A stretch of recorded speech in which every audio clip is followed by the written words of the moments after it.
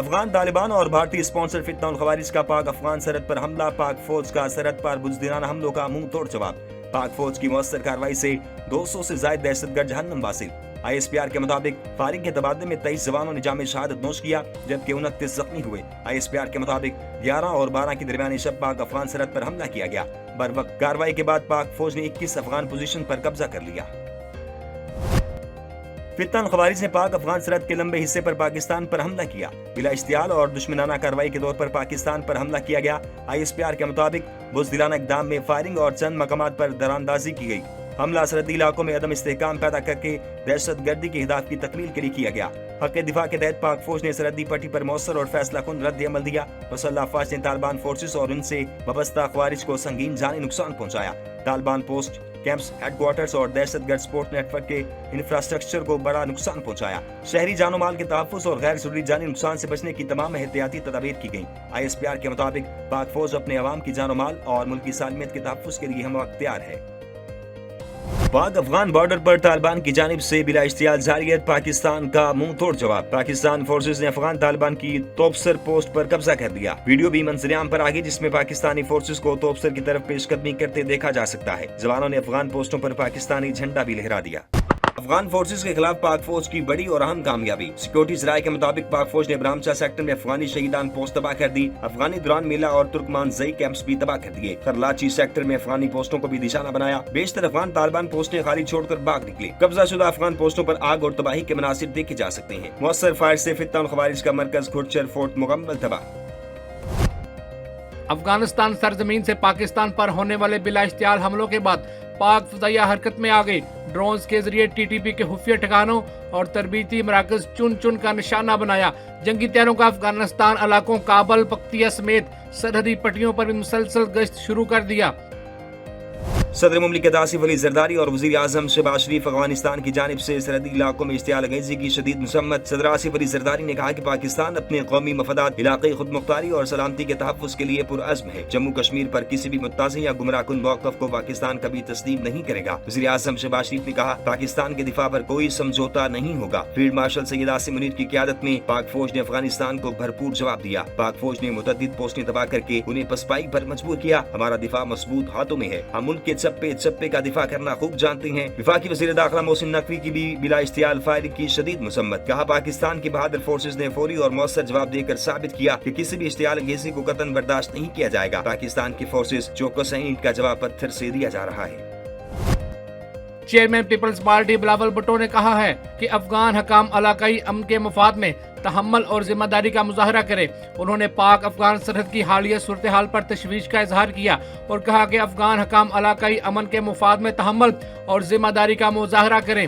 Afghan forces کی جانب سے بلا اشتعال جارحیت علاقائی امن و استحکام کے لیے سنگین خطرہ ہے۔ فورسز کی بلا اشتعال جارحیت مشترکہ خوشحالی کی اجتماعی کوششوں کے لیے نقصان دہ ہے۔ ایران نے پاکستان اور افغانستان کے درمیان حالیہ کشیدگی کے لیے ثالثی کی پیشکش کر دی۔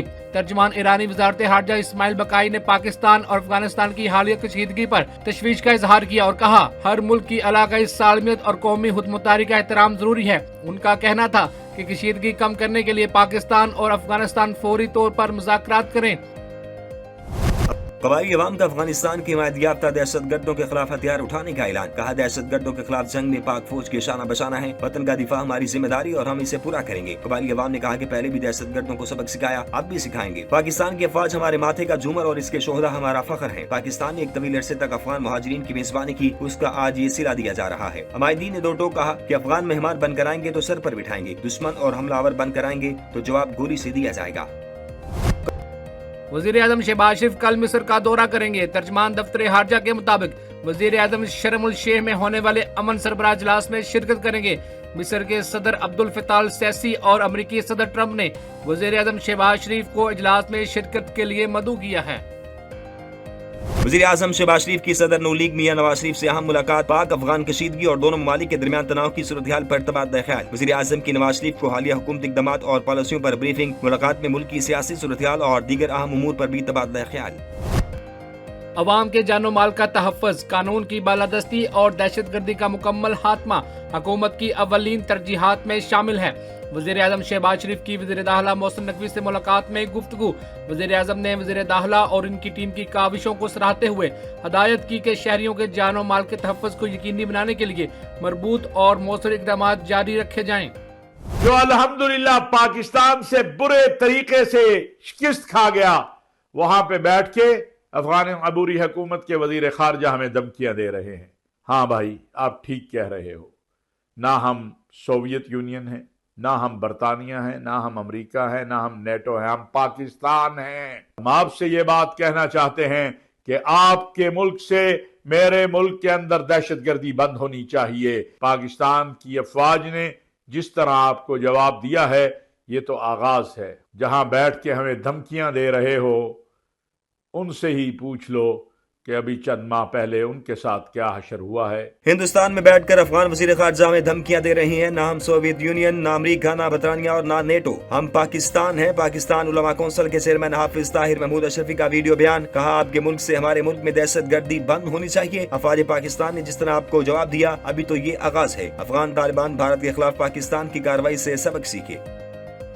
افغان حکومت کے عدم تعاون کی وجہ سے حالات یہاں تک پہنچے۔ افغان سرزمین سے ہونے والے حملوں کا بھرپور جواب دیتے رہیں گے۔ وزیر دفاع خواجہ آصف کا دو ٹوک پیغام۔ کہا، افغانستان کو پہلے بھی آگاہ کیا، ان کی سرزمین سے دہشت گرد آتے ہیں۔ فتنہ الخوارج اور افغان نیکسس میں بھارت بھی شامل ہو گیا۔ دہشت گردوں اور افغان حکومت کا گٹھ جوڑ ہے۔ بھارت براستہ کلدم TTP پراکسی وار کرے تو اس میں بھی اس کو شکست ہوگی۔ بھارت کو جنگ میں شکست دی، وہ آج بھی اپنے زخم چاٹ رہا ہے۔ افغان مہاجرین کی مزید میزبانی کے لیے تیار نہیں، سرحدوں کی حفاظت اور افغان مہاجرین کی واپسی کے لیے پرعزم ہے۔ وزیر اعلیٰ پنجاب کا افغان زاریت کا دلیری سے جواب دینے پر پاک فوج کو زبردست خراج تحسین۔ کہا، پاک فوج پوری قوم کی عزت، غیرت، عزم اور وقار کی علمبردار ہے۔ پاکستان کی سرحدیں مقدس امانت ہیں، ان کی حفاظت ہر پاکستانی کا فرض ہے۔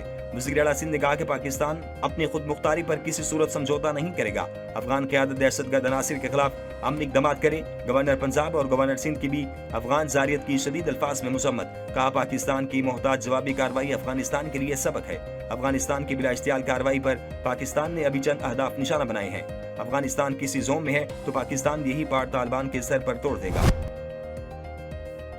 خیبر پختونخوا کی وزارت اعلیٰ کے لیے 4 امیدواروں نے کاغذات جمع کرا دیے۔ تحریک انصاف کے سہیل خان افریدی کے کاغذات جمع، نون لیگ کے سردار شاہجہاں یوسف، پیپلز پارٹی کے ارباب زرق شامل۔ JUI کے مولانا لطف الرحمان نے بھی کاغذات نامزدگی جمع کرا دیے۔ نائب وزیر اعظم اسحاق ڈار کا قطر، ایران، مصر اور آذربائیجان کے وزرائے خارجہ سے ٹیلی فونک رابطہ۔ فلسطین کی صورتحال پر تبادلہ خیال۔ شرم الشیخ میں ہونے والے سربراہی اجلاس کی تیاریوں پر بھی مشاورت کی گئی۔ خطے میں امن و استحکام کے فروغ کے لیے جاری سفارتی کوششوں پر بھی بات چیت۔ دفتر خارجہ کے ترجمان کے مطابق تمام رہنماؤں نے خطے میں امن و استحکام کے قیام کے لیے اپنی کوششیں جاری رکھنے پر اتفاق کیا۔ سربراہی اجلاس کے ذریعے فلسطین کی صورتحال پر مشترکہ حکمت عملی بنانے اور خطے میں امن کے لیے تعاون بڑھانے پر زور دیا۔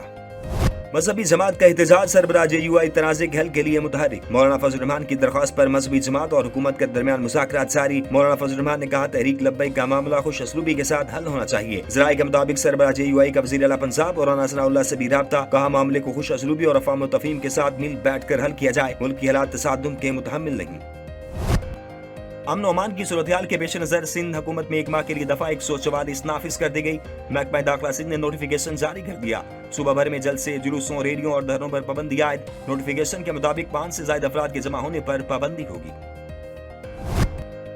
عالم اسلام کی ہر دل عزیز شخصیت اور رابطہ عالم اسلام کے سابق سیکرٹری جنرل اور شورائے کونسل کے سابق نائب صدر ڈاکٹر عبداللہ بن عمر بن محمد نصیف طویل علالت کے بعد جدہ میں انتقال کر گئے۔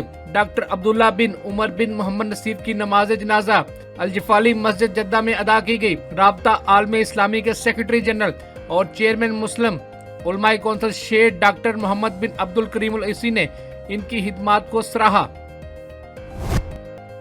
پاک جنوبی افریقہ پہلا ٹیسٹ پہلے دن کے اختتام پر پاکستان نے 5 کھلاڑیوں کے نقصان پر 313 رنز بنا لیے۔ محمد رضوان 62، سلمان آغا 52 رنز پر کریز پر موجود۔ شان مسعود 76، بابر اعظم 27 رنز بنا کر پویلین لوٹے۔ عبداللہ شفیق 2 اور سعود شکیل کوئی رنز نہ بنا سکے۔ موٹو سامی نے 2 کھلاڑیوں کو آؤٹ کیا۔ پاکستان قومی ٹیم کے سابق کپتان بابر اعظم نے ورلڈ ٹیسٹ چیمپئن شپ میں 3000 رنز مکمل کر لیے۔ Babar Azam world test champion شپ میں 3000 رنز بنانے والے پہلے ایشین بلے باز بن گئے۔